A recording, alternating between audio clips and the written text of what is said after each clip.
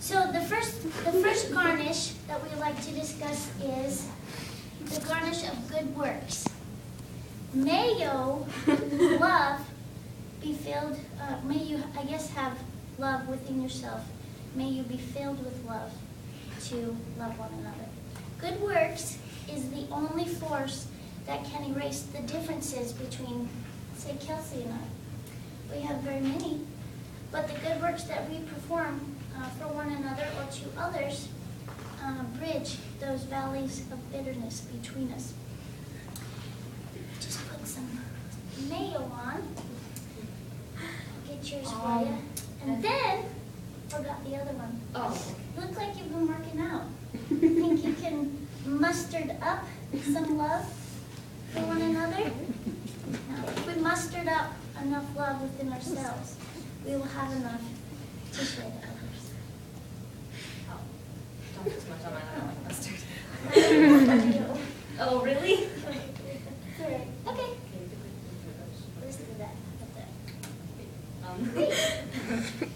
The next garnish is meat.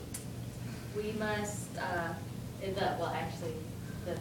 The physical garnish is Physical meat, garnish. but the value garnish is integrity. integrity. We must meet our obligations to have moral courage and make our decisions based on our knowledge of what's right and wrong. Back in the day, as my mom likes to say, people who lied or cheated, they would be put to death, like not in my mom's day, but like back, way back.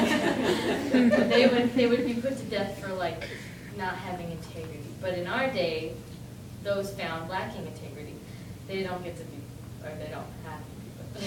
Yeah, they're not put to death, but Yeah, but something within them is dead. So. good point. Nice, Alright. Kelsey. Way to I'll take lift that. the spirits. I'll take 2 pieces. Oh, that's Two? okay. Yeah, that's good. Alright. You can fold it like this. Oh, you're smart. Oh. I never do this. She's got a degree. That's okay.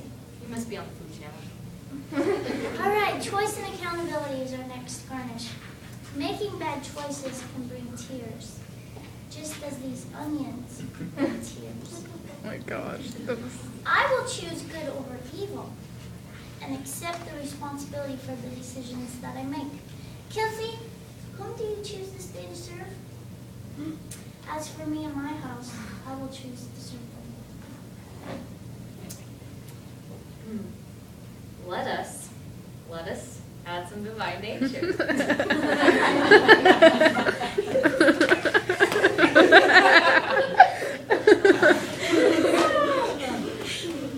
I've inherited divine qualities such as courtesy, politeness, and consideration for others, Me too. which I was trying to develop.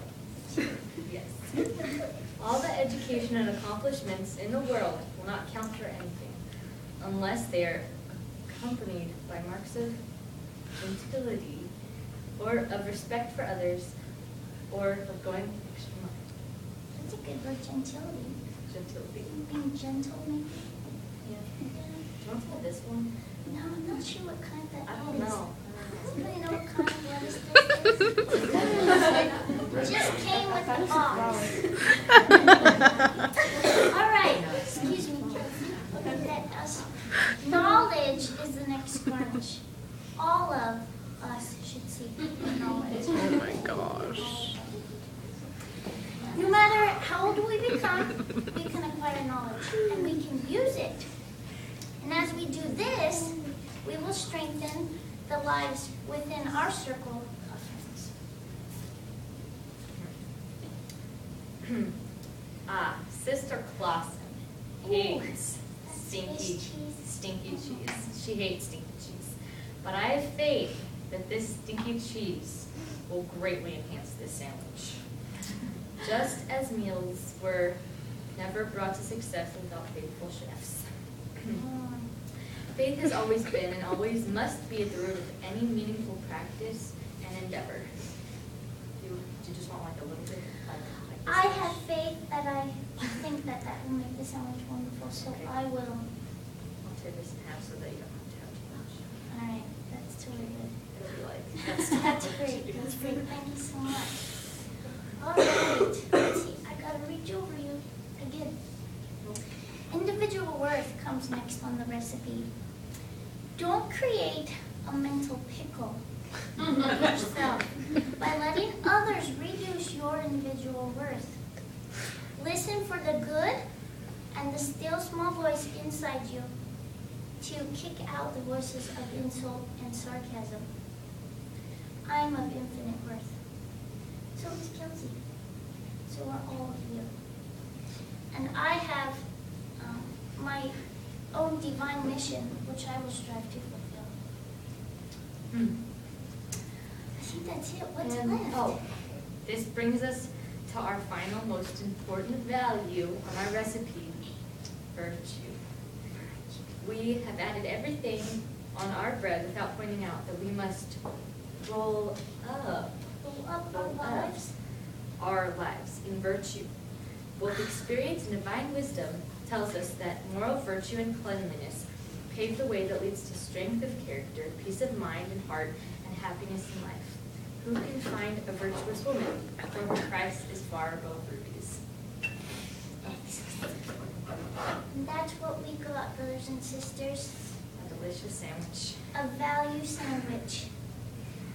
True value comes from the maker. Yeah, sure. Well, I'd like to taste it. I think Yeah, that me one's too. yours. Oh, that's cool. Want to taste it? Yeah. Oh, that's a good one.